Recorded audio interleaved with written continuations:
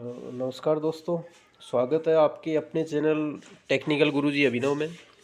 तो आज अपन बात करेंगे 11 मार्च 2024 आज की नई वैकेंसी के बारे में। इससे पहले अपने जो वीडियो बनाया था उसमें आपको 4 भर्तियों के बारे में बताया था और आपको कहा था कि जल्द ही अन्य पदों पर भर्ती निकाली जाएगी। तो आज 3 बजे के आसपास राजस्थानी कर्मचारी चयन बोर्ड जयपुर द्वारा कनिष्ठ अनुदेशक के जो बाकी बचे पद थे उन सभी पर वैकेंसी निकाल दी गई है।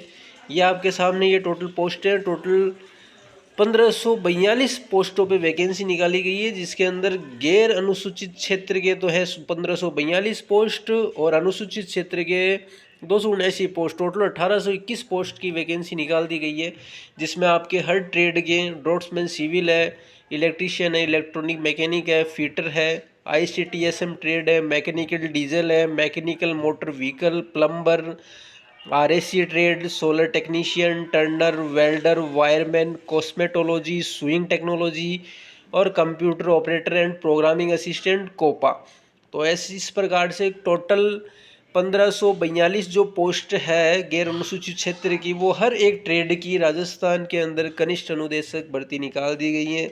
क्या क्या इसका पैटर्न रहेगा, किस प्रकार से पद आरक्षित है, वो सभी आपको बताएंगे। तो इसमें एक चीज़ लिखी हुई है कि 50% पद तो आपके NTC और NSC धारक के लिए रिजर्व है। NTC नेशनल ट्रेड सर्टिफिकेट और 50% पद आपके डिग्री डिप्लोमा एडवांस डिप्लोमा धारकों के लिए है। तो इसमें 50-50% अलग अलग प्रकार से निकाला गया है। आगे इसमें जिन्होंने OTR कर रखा है, वन टाइम रजिस्ट्रेशन कर रखा है, तो उनको किसी प्रकार की उनकी फीस नहीं लगेगी। वो अपने SSO ID के माध्यम से सीधा आधार सत्यापित करके OTR के माध्यम से वो अपना फॉर्म अप्लाई कर पाएंगे। आगे इसी क्रम में हम आगे चलते हैं। तो आगे कनिष्ठ अनुदेशक ड्राफ्ट्समैन सिविल है, इसमें टोटल पोस्ट है 34, जिसमें से सामान्य की 5-5 पोस्ट है, डिग्री डिप्लोमा की 5 पोस्ट है, NTC NSC की 5-5 पोस्ट है, SC की इसमें 2 पोस्ट है, ST की 2 है। इस प्रकार से ये गैर अनुसूचित क्षेत्र की ये पोस्टें डिवाइडेड की हुई है। आगे इलेक्ट्रीशियन की देखो टोटल पोस्ट है आपके सामने 301, जिसमें से 150 पोस्ट है डिग्री डिप्लोमा के लिए और 151 पोस्ट है NTC NSC सर्टिफिकेट धारकों के लिए, जिसमें EWS की 11 पोस्ट है, SC की 17 है, ST की 13 है और OBC जो अन्य पिछड़ा वर्ग है, अदर बैकवर्ड क्लास की, इसकी 23 पोस्ट है। इसी प्रकार से इलेक्ट्रॉनिक मैकेनिक के टोटल 62 पोस्ट है। इसी प्रकार से हर ट्रेड की इसमें वैकेंसी निकाल दी गई है। अब इसके अंदर क्या इसकी एजुकेशन क्वालिफिकेशन रहेगी हर ट्रेड की, वो अपन इसमें डिटेल वाइज इसमें पढ़ देखते हैं। अभी आपको इसमें दिखाएंगे आगे से आगे कि क्या क्या इसकी एजुकेशन क्वालिफिकेशन रहने वाली है। तो अपन ज़्यादा देर नहीं करते, उसको नीचे लेके जाते हैं आपके सामने। तो ये देखो नीचे आते हैं अपन इनकी क्वालिफ़िकेशन के बारे में। तो क्वालिफ़िकेशन क्या डिफाइंड की हुई है इसमें हर ट्रेड वाइज, वो अपन आपको दिखाते हैं इसके अंदर। इसमें खिलाड़ी है, उनके अलग से रिजर्वेशन दिया हुआ है, रिजर्व सीटें हैं उनके लिए। आगे देखो अपन नेक्स्ट चलते हैं। इसके अंदर वेतनमान वही आपको पता है L10 लागू है इसके अंदर। अब देखो पात्रता है इसमें से अभियांत्रिकी ट्रेड और रख रखाव मैकेनिक के लिए इसने दिया है कि किसी भी मान्यता प्राप्त से 10+2 होगा, तो उसमें भौतिक शास्त्र, रसायन शास्त्र, गणित होना जरूरी है।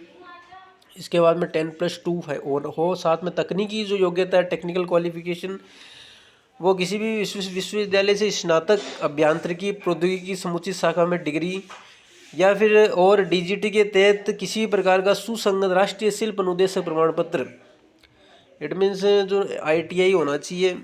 आगे इसमें ITI नहीं है तो उसके बाद 3 वर्ष का जो डिप्लोमा उसने कर रखा है वो भी उसके लिए होना चाहिए और CITS सर्टिफिकेट भी होना चाहिए। तो इस प्रकार से इसकी क्वालिफिकेशन है।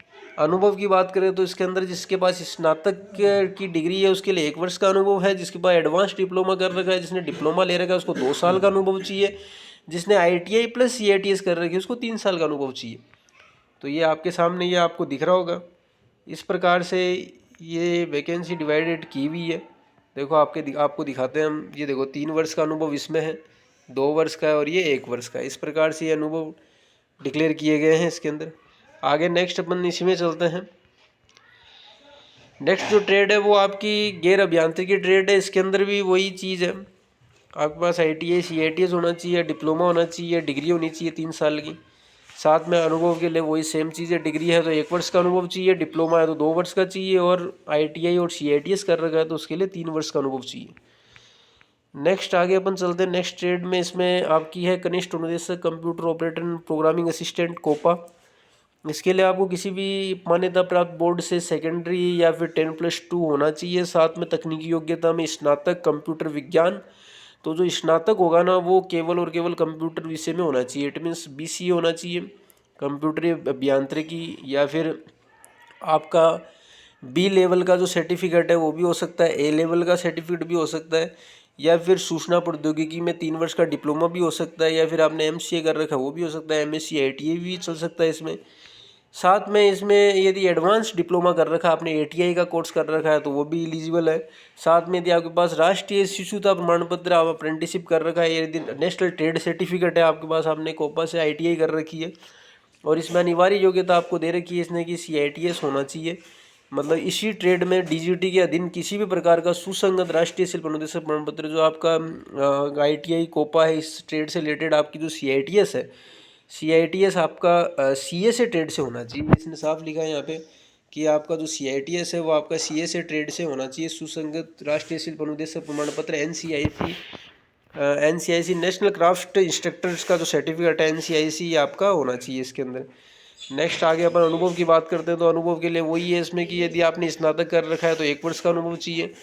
स्नातकोत्तर हो, इट मीन्स मास्टर डिग्री है, उसके लिए भी 1 वर्ष का अनुभव है। और कंप्यूटर एप्लीकेशन है, PGDCA कर रखा है तो उसके लिए 2 वर्ष का अनुभव है। और 3 वर्ष का डिप्लोमा ले रखा है तो उसके लिए 2 वर्ष का अनुभव है। और केवल ITI कर रखा है और प्लस CITS है तो उसके लिए मिनिमम 3 वर्ष का एक्सपीरियंस इसके अंदर काउंट होगा। तो इस प्रकार से इस वैकेंसी में बता रखा है, देखो 3 वर्ष का अनुभव है ये आपके लिए, ये आपके ITI CITS के लिए डिग्री डिप्लोमा 2 साल का इस प्रकार से इसने ये डिफाइन कर रखा है। नेक्स्ट अपन चलते हैं नेक्स्ट ट्रेड पे। तो नेक्स्ट आगे इसी प्रकार से हर ट्रेड की इसमें आपको मैंने बता दिया है क्वालिफिकेशन। सेम इसी प्रकार से यदि आपने ITI कर रखी है, CITS कर रखी है तो आप इसको भर सकते हो फॉर्म को। आगे इसमें ऑनलाइन आवेदन में संशोधन की प्रक्रिया है, तो OTR कर रखा है तो आपने इसमें जो समय दिया वो समय के दौरान आप इसमें संशोधन भी कर सकते हो। शैक्षणिक योग्यता, अभ्यर्थी अंतिम तिथि के 50 दिवस में ही संशोधन कर सकते हैं, तो 7 दिन का समय मिलेगा आपको यदि आपने कोई त्रुटि कर रखी है। और संशोधन शुल्क, यदि आप, इसलिए आपसे ये अनुरोध है कि आप फॉर्म भरो तो काफ़ी ध्यानपूर्वक भरो और सही से भरो, क्योंकि इसमें साफ लिखा हुआ है यदि आपने गलती की है तो निर्धारित शुल्क आपको 300 रुपये देने पड़ेंगे। आप जो भी इसमें मिस्टेक करोगे तो इस बात का ज़रूर ध्यान रखें कि किसी प्रकार की गलती ना करें फॉर्म भरते समय।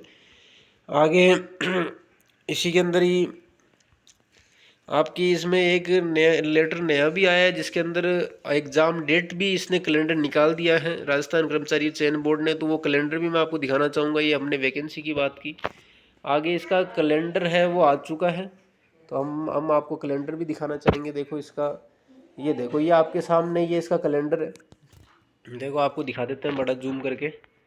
तो इसमें देखो कनिष्ठ अनुदेशक फीटर की भर्ती है, इसका कैलेंडर जारी कर दिया 26 जून 2024 तक इसकी एग्ज़ाम करवा देंगे ये। आगे RSC ट्रेड की है, ये देखो जिसमें CET अनिवार्य नहीं है, नॉन CET है, ये 27 जून 2024 तक। बाकी मैकेनिकल डीजल है, ये 27 जुलाई 2024 तक। आगे इसी के अंदर ही आपकी कनिष्ठ अनुदेशक कंप्यूटर प्रयोगशाला, जो IT लैब की इन्होंने वैकेंसी निकाली थी, जिसके बारे में हमने इससे पिछला वीडियो बनाया था, इसकी एग्ज़ाम में 16 नवंबर 2024 तक करवा सकते हैं, ठीक है ना। आगे एम्प्लॉयबिलिटी स्किल की एग्ज़ाम करवा सकते हैं 16 नवंबर 2024। इसी प्रकार से WCS कार्यशाला गणना एवं वैज्ञानिक वर्कशॉप कैलकुलेशन एंड साइंस की एग्ज़ाम भी 23 नवंबर 2024।